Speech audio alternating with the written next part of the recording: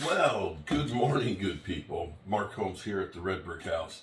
And as you can see, the sunlight's coming in behind me, so I guess I look like I'm in the shadows. So let me turn on the lights here, see if that helps. Wow. The Red Brick House here. We have come full circle here from getting the city to allow us to save this great place to it actually being saved. And today is going to be another piece in the history of this great house. Today we are hosting our first event here. This is, I guess it's a holiday party, get to know you dedication for our red brick walkway. We do know that the mayor's coming. The Waynesboro.com is coming, so it'll be in the local news. And we have some people that are tied to the house, the historic commission, the Red Brick House, some of those people are, and some people that were important actually in helping to get this thing put together and stuff, and some of the city council, I believe. And so it's going to be a very big day here, and I'm looking forward to it. I'm going to be using the kitchen fully. When I designed this, this island, which some people thought was too big, was going to be the focal point of the kitchen. And the way I envisioned it was being able to use this multi-purposely, for it to be the cooking center, the nerve center of the house, a place where you could sit down, you could meet because we have the bar stools that go underneath of it. And also, if we were going to do an event, it gives us a lot of space. Let me show you what I'm talking about. Actually, let me get my coffee first. I need that first swig. But for this, if we were to be able to host events, that we would be able to continue to reload and be able to serve. Or if we were cooking and it was more of an intimate setting, people could be sitting here like it's Benihana's, being able to be right here while we cook. And let me show you, it's kind of a mess at the moment because we've got all the serving things and all that, because we built into this an outlet that pops up right here. Charge your phone, you can plug in the warmers and things like that. We have electricity over here on this side as well, and we have electricity up underneath here. And you can see the bar stools tuck under there nicely, and it gives you a good walkway here. So we figure we'll start out with the serving stuff right here. So when you come in, you can grab yourself a plate, and then you have all the warmers and everything else as you go through here, and grab what you want to have. We'll have we have quite a few things. We're going to have sweet and sour meatballs. We're going to have like an antipasto skewer that's got mozzarella cheese on it, and salami, and artichoke heart, and things like that. So it's like a really nice little skewer. We'll end up having some crab dip and tortilla chips and crackers. We'll have meat and cheese, vegetables and things like that. So all that'll be able to set up in here. And we're also going to do some hot apple cider, since it is Christmas time, and eggnog.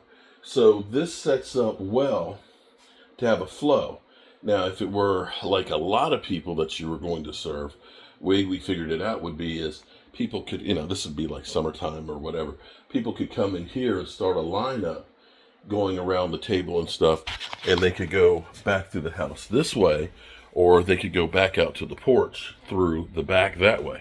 But this, all in all, the way it works good, at least for me in my mind, is you can have the people over here serving, getting their food, and you have space over here where you're able to restock and reload, and keep the food flowing.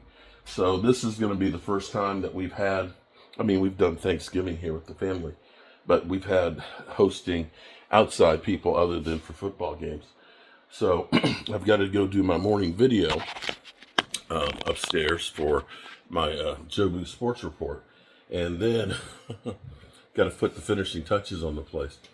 There's always going to be some things that you wish that, oh man, I should have touched that up, paint wise here and there, because this is the grand opening party for the Red Brick House. And people always ask me, well, what are you going to do with it? The thing about this house was, what part of the problem we had with the house was, because the city originally bought it in 1950, they zoned it highway commercial because they thought the main road was going to come out there and that it would have to end up being a business, or it might have been taken down for the highway. In fact, the whole block through here was zoned highway commercial. But they never built the road here, and they have no intention of ever doing it. So we had to work on getting the road changed, the designation to, we got to change to local business, which is good because this could be a residence, or it could be a small business, an attorney's office, a coffee shop, a Airbnb, or a bed and breakfast. So we have flexibility on things that we can do. And my thinking is with this is we could possibly host events here. That if somebody wanted to have a little meet and greet or a meeting and things like that, and wanted to be served, a home cooked meal here at the Red Brick House, that we would be able to do things like that.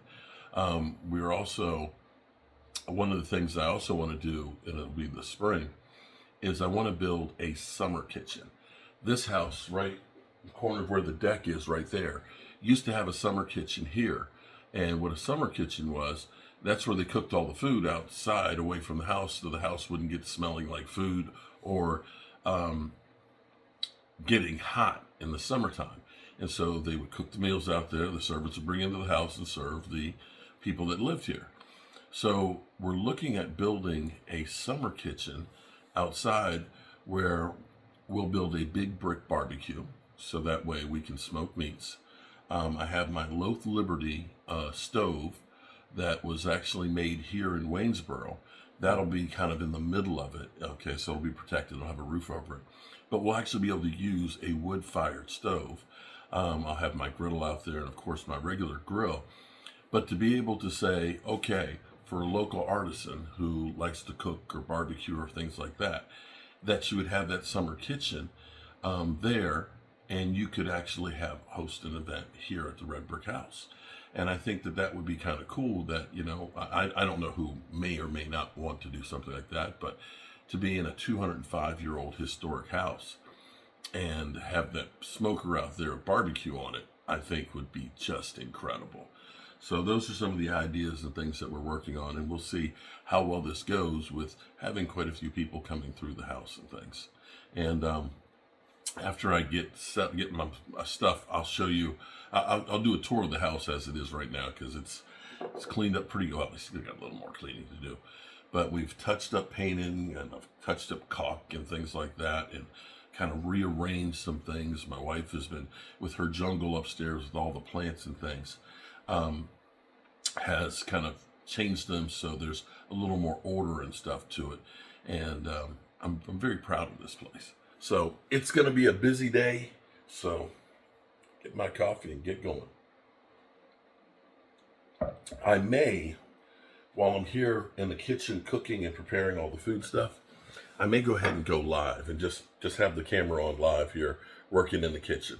And then we can actually see how well it actually works here. Alrighty, good people. I appreciate you.